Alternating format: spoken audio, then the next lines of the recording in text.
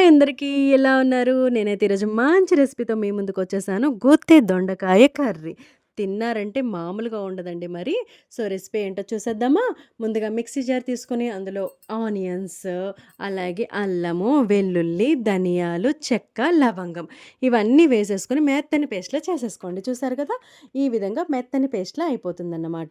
ఇలా చేసుకున్న తర్వాత ఒక కుక్కర్ గిన్నె పొయ్యి మీద పెట్టుకొని 2 గంటల నూనె అయితే వేసుకోండి. నేను కుక్కర్ ఎందుకు యూజ్ చేస్తున్నానంటే దొండకాయ ఉడకడానికి కాస్త ఎక్కువ టైం పడుతుంది. సో, అందుకని నేను కుక్కర్ అయితే యూజ్ చేస్తున్నాను. సో, అందులో ఆయిల్ పోసుకున్న తర్వాత దొండకాయలని ముందుగానే ఈ విధంగా 4 చీలికలు కట్ చేసుకోండి.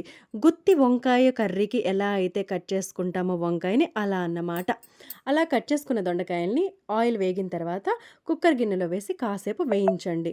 సో, దొండకాయలు మొత్తం వేగాల్సిన అవసరం లేదు. ఒక 20% అలా వేగితే సరిపోతుంది. ఇలా వేగడం వల్ల కూరకి మంచి రుచి వస్తుందండి. దొండకాయలను ముందే వేయించుకొని పక్కన పెట్టేసుకుంటే. చూసారు కదా! దొండకాయలు ఎంత బాగా వేగిపోయాయో. సో, వీటిని ఒక ప్లేట్‌లో తీసుకొని పక్కనైతే పెట్టేసుకుందాము. నిజం చెప్తున్నానండి. ఈ కర్రీ వేడి వేడి అన్నంలో తిన్నారనుకో మీ అమ్మమ్మ, మీ నాయనమ్మలు గుర్తు రావాల్సిందే మీకు. ఇప్పుడు అదే గిన్నెలో కాస్త ఆయిల్ వేసుకొని జీలకర్ర, ఆవాలు, పచ్చిమిర్చి వేసుకొని పోపైతే వేసుకోండి. చూడండి జీలకర్ర, ఆవాలు చిటపట అయిన తర్వాత ఒక 4 పచ్చిమిర్చి వేసుకోండి. మీరు కారం ఎక్కువ తినాలి అనుకుంటే ఇంకో 4 పచ్చిమిర్చి కూడా తగిలించొచ్చు. సో, ఇప్పుడు అదే ఆయిల్‌లో మనం ముందుగానే రుబ్బి పెట్టుకున్న ఉల్లిపాయ ముద్దనైతే వేసి వేయించేసుకోండి. చూడండి మనం ముందుగా రుబ్బి పెట్టుకున్న ఉల్లిపాయ ముద్దని వేయించి పచ్చి వాసన పోయేంత వరకు వేయించుకోండి. నేను ఇందులో ఆయిల్ అయితే తక్కువ పోసానండి. సో, పసుపు వేసుకొని వేయించిన తర్వాత ఆయిల్ ఎందుకు తక్కువ పోసానంటే ఆల్రెడీ దొండకాయలు మనం వేయించుకున్నాం కదా! సో, అందుకని మళ్ళీ ఆయిల్ ఎక్కువ అవుతుందని నేను ఇందులో ఆయిల్ అనేది తక్కువ పోసాను.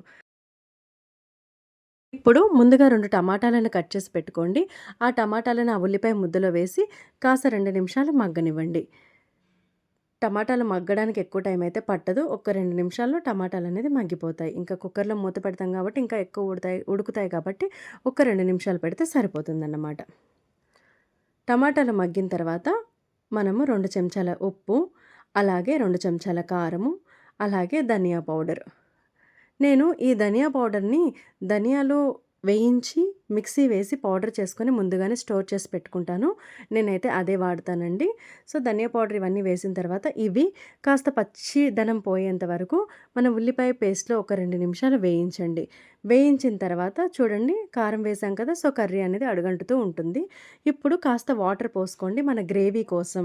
మీకు ఎంత కంటెంట్‌లో గ్రేవీ కావాలనుకుంటున్నారో అంత వాటర్ అనేది పోసుకోండి. నేనైతే ఒక హాఫ్ గ్లాస్ వరకు వాటర్ పోసుకున్నానండి. సో, మనకి కర్రీకి కావాల్సిన గ్రేవీ అయితే రెడీ అయిపోయింది. ఇప్పుడు ముందుగానే మనము వేయించి పెట్టుకున్న దొండకాయలని ఆ గ్రేవీలో వేసేసేయండి. చూసారు కదా! గ్రేవీ ఆల్రెడీ ఉడకడం అనేది స్టార్ట్ అయిపోయిందన్నమాట.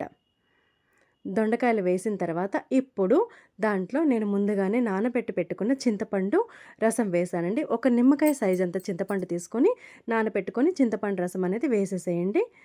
సో, ఇందులో ఆ పులుపు వేస్తేనే దీనికి అసలైన టేస్ట్ వస్తుందండి. సో, చింతపండు పులుసు వేసిన తర్వాత కూడా నా కర్రీ అనేది ఇంకా దగ్గరికే ఉంది. అంటే గ్రేవీ అనేది ఇంకాస్త పలచగా అవుతే బావుంటుందని నేను ఇంకొన్ని వాటర్ అనేది యాడ్ చేసుకున్నాను. చూడండి నాకు కావాల్సిన కంటెంట్‌లో గ్రేవీ అయితే ఉంది. ఇప్పుడేముందండి కొత్తిమీర వేసుకొని కుక్కర్ మూత అయితే పెట్టేసుకోండి. కుక్కర్ 2 విజిల్స్ వస్తే సరిపోతుంది. So, waiting for the whistle 1 ఒక విజిల్ అయితే వచ్చేసింది. నౌ 2 సెకండ్ విజిల్ కూడా వచ్చేసిందండి. సో, దీని ఆవిరంతా పోయిన తర్వాత నేను కర్రీ కోసం మామూలుగా వెయిట్ చేయట్లేదు. చూసారా? దొండకాయ కర్రీ అస్సలు నిజం చెప్తున్నాను ఆ వాసన అయితే పక్కింటి, పొరుగింటి, ఇరుగింటి వరకు ఎళ్ళిపోయిందండి. చూసారు కదా! మీకు గ్రేవీ అనేది ఎక్కువ అనిపిస్తే కాస్త సిమ్‌లో పెట్టుకొని ఉడికించుకోండి. మంచి దొండకాయ రెసిపీ రెడీ అయిపోయిందండి. గుత్తి దొండకాయ కర్రీ మీరు కూడా ట్రై చేసేస్తారు కదా! సో, దయచేసి సబ్స్క్రైబ్ చేయండి. Thanks for watching.